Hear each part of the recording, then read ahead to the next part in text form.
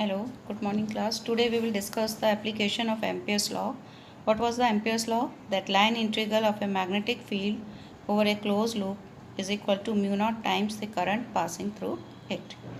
Now first we will derive an expression for the magnetic field at a point due to a straight infinite current carrying wire at a point. Suppose this is a wire carrying a current I and we have to find the magnetic field at a point this at a distance r from the wire.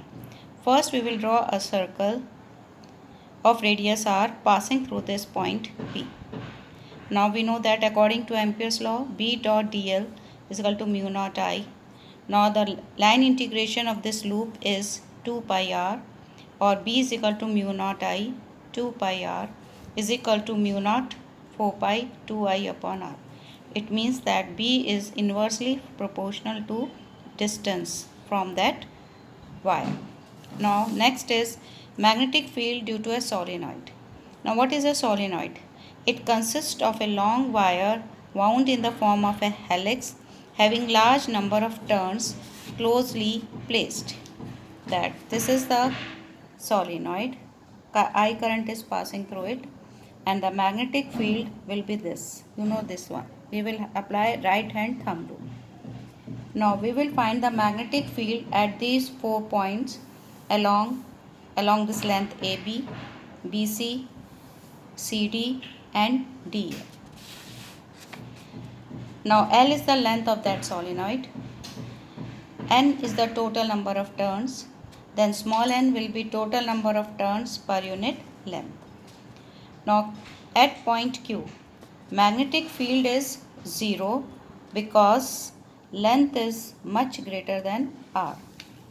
Now along BC and AD, along this and this, magnetic field is again 0 because magnetic field is perpendicular to the length of the wire. Now magnetic field along AB. Now magnetic field along AB is B dot dl is equal to n times mu naught I, or integration of this length is L, that is n mu naught I or n upon L is equal to small n, that is mu times Ni. If iron rod is inserted in this solenoid, then magnetic field increase mu r times and it will become mu r mu naught Ni. Next topic is magnetic field due to a toroid. What is a toroid? Toroid is a hollow ring on which large number of turns of a wire are closely wound. Now this is a toroid having large number of turns. Current I is passing through it. Again the current I is living through it. Now we will find the magnetic field at a point P, Q and at a point C. Now at a point P, B dot dl is equal to n times mu naught I, or 2 pi r1, where r1 is the radius of this closed loop. Again it is equal to 0 because no current is passing through this loop.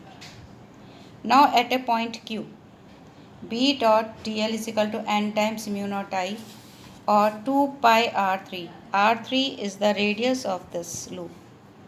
Again it is 0. Why? Because current entering is cancelled by the current leaving. Now at a point C, inside this toroid, that is through this solid part, B dot dl is equal to n times mu naught I, or B 2 pi r, where r is the radius of this loop.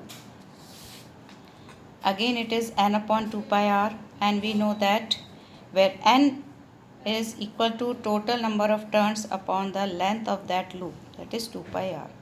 If a magnetic material is introduced, then total magnetic field will increase. It will become mu r mu naught Ni.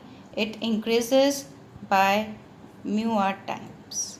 So today we have discussed all the application of the Ampere's loop. In next class we will find the force between the two parallel wires.